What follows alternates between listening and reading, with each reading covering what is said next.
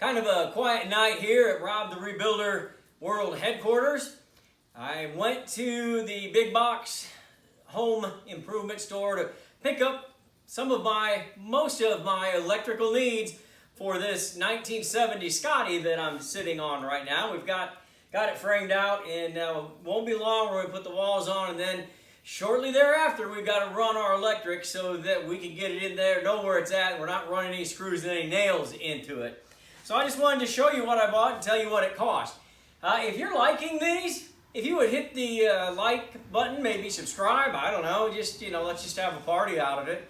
And it'll help the channel grow, and I would just appreciate it. So, first thing that I got were just these double face plates. They go over your outlets, and you got to cover them up, make them look nice. We went with white on this, and all three of those were only $1.92. Pretty cheap, really. They're made out of nylon. Then I got boxes, electrical boxes. These are plastic, and your outlet would go in there, then your face plate would go over there like that, and then before all that, your Romex will come in and out there. So we got 5 of those, $6.85.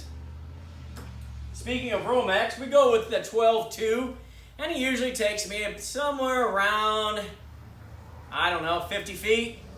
Somewhere around 50 feet, depending on how many of everything we run. And that was $70. $70 for 12-2 50-footer Romex. Then we got our single face plates. I just run one outlet for the AC and then a separate one for the refrigerator.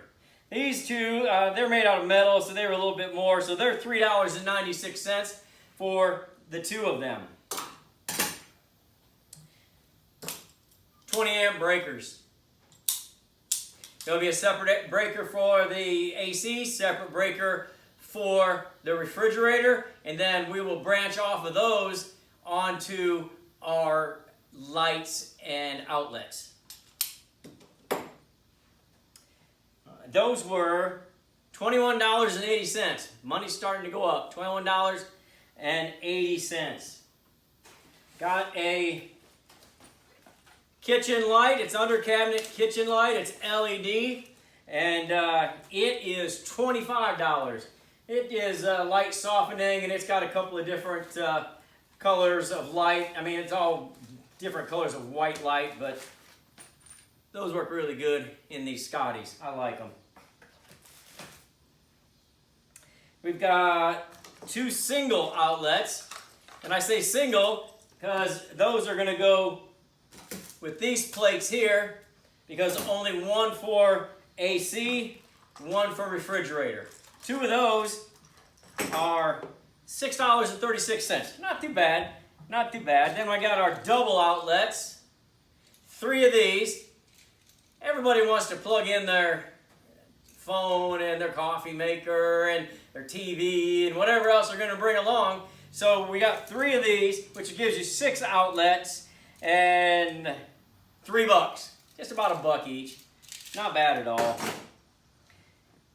And vintage lamps. Similar to this, I found this one online. I think it's really, really cool.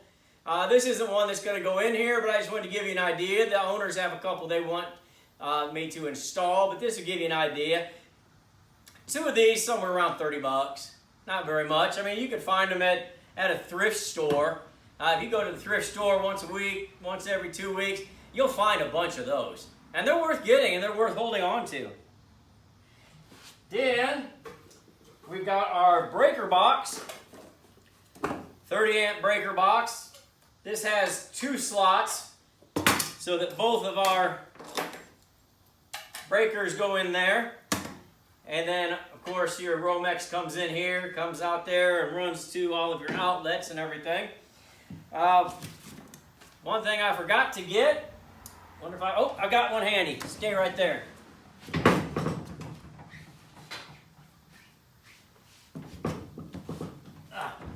keep these in stock. This is shore power. So this is our 30 amp in. See that on the side? That's where the big old electrical cord will come in and give you your 30 amp power. So shore power, and that's going to be probably about $35, $40. So not bad. So I'm pretty sure that Russ is going to edit this and he's going to put the total on there so that you can see how much that was. I forgot to write that down. But when I go to install the electric, that's more or less what you're going to do. This is not the end-all be-all because you're going to have things like wire nuts. Wire nuts. You got to have those. I just get a bunch of them so I don't really cost those out per trailer. Same with electrical tape, black electrical tape. You're going to use it. So just keep it. And you're going to need some miscellaneous wire because you're going to make mistakes or you're going to need some additions and corrections. And that's what I keep this around for. So I don't necessarily cost that out per trailer. It's just little supplies on hand that I know are there and I keep them in stock. So once again, I hope you enjoy that we're breaking these down into some costs. Excuse me, into some costs because a lot of you have been asking for that. So I wanted to do some of that. Again, it's not an end-all, be-all. There's things I'm sure I forgot that I'll run into and I'll say, doggone, I should have put that into that episode. But it's okay, you get the idea. These are the big money items. And if something comes up, we'll do another episode. Thanks for watching.